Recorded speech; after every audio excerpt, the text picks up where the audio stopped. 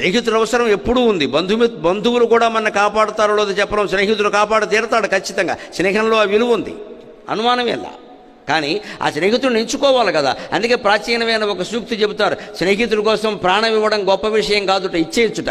కానీ ప్రాణం ఇవ్వడానికి అర్హత కలిగిన గొప్ప స్నేహితుడు దొరకాలి కదా, అది గొప్ప విషయం అన్నాడు. స్నేహితుడి కోసం ప్రాణత్యాగం చేయడం గొప్ప విషయం కాదయ్యా, ప్రాణత్యాగానికి అర్హుడైన స్నేహితుడు దొరకాలి కదా, అది గొప్ప విషయం కదా. స్నేహం అంటే అలా ఉండాలి కదా.